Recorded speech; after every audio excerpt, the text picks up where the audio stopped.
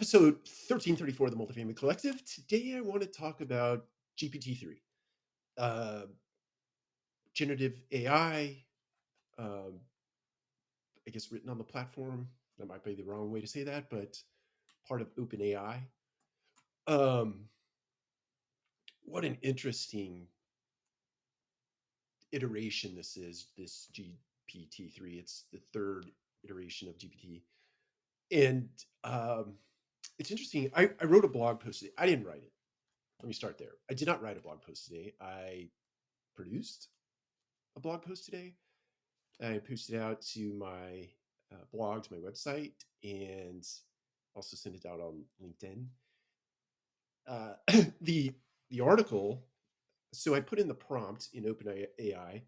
If you can imagine, you go to a homepage and it looks, let's say it looks like Google. It doesn't, but it's very simple.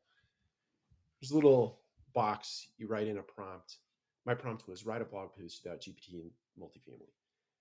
And 45 seconds later, I had a 250 word blog post um, ready for publication. I did go in and edit some things that I thought sounded better. I don't know why I think I'm smarter than the bot, but or smarter than the AI. But or maybe I just try to tweak things to my voice as opposed to the voice of the AI. Um, but as a first cut, as a rough draft, this thing was pretty solid. And as a second piece to the article, I had it write some ad copy for one of our apartment communities in downtown Atlanta. And it produced a piece of ad copy that was, let's just say it was a good rough cut, a good first draft. And it was ready for edits too. And so I published that out on the blog, put it on LinkedIn.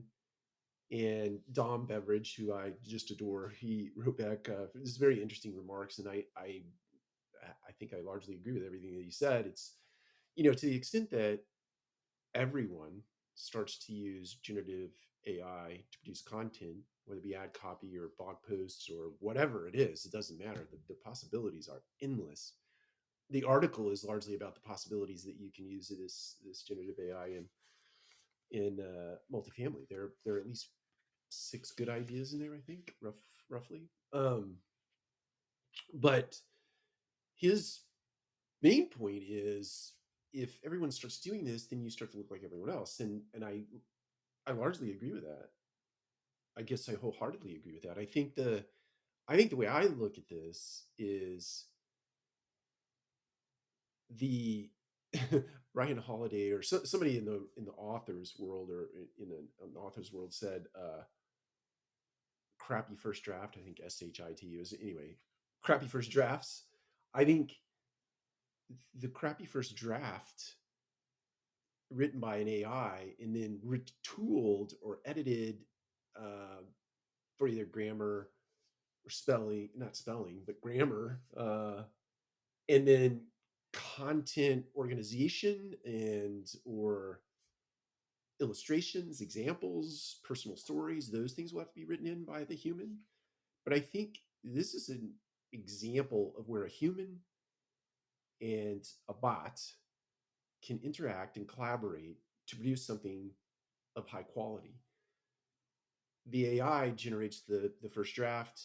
The human comes in and inserts the illustrations, inserts the personal stories, the anecdotes, and things of that nature that the AI doesn't necessarily know or have access to in terms of data.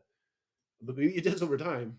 Maybe it does catalog your life based on your social media behaviors or your behaviors online. It could actually get into your stories and it can insert those things as illustrations. I believe that iteration is coming. Whatever, yeah, iteration 4, 5, 6. So anyway, long story short, I can see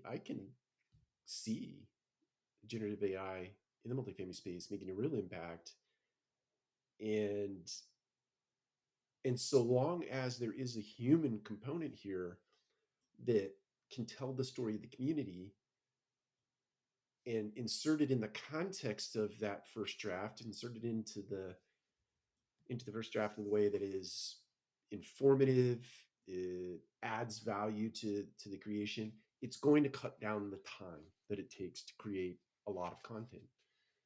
And it's going to it's not going to level the playing field. Somebody else remarked that it's going to raise the bars, raise the floor. I agree, it's going to raise the floor. And is the second part of that remark was that it's going to raise the ceiling for really talented authors, and I believe that to be true in the sense that everyone will be able to create more, and those who are better in terms of storytelling are just going to rise that much further. That's going to be the gap, right? You're still going to need to produce a value by way of personal story anecdotes and other things. You're still going to have to insert things into your ad copy that differentiates from other bot driven ad copy, because there will be players out there that just take the bot. It's like resident reviews, right? Or somebody that writes a review and then you use a bot to respond to it with some canned template, right? There will be people out there that just accept that just punch yes every time, and whatever the content, whatever the AI produces in terms of content is just going to get posted. So there'll still be this opportunity for players in the future to differentiate themselves by using AI, but also supplementing that or augmenting it with human stories that really add the value, that really take that content to the next level. So, anyway, love to hear your thoughts about GPT-3, OpenAI. It's on the OpenAI platform. I find it highly fascinating, and will definitely use it. But my intent is, at least for now, my intent is that anytime I do use it, whether it be for research for blog articles or largely driven by AI articles, I feel like it's necessary to put some disclosure in there that, hey, uh, I came up with the idea for this, but it was largely drafted and written by an AI. So I feel right now, that that's probably the right way to do that, just to try to maintain some level of authenticity in a world that's becoming weirdly templated. So anyway, I'd love to hear your thoughts. Take care. We'll talk to you again soon.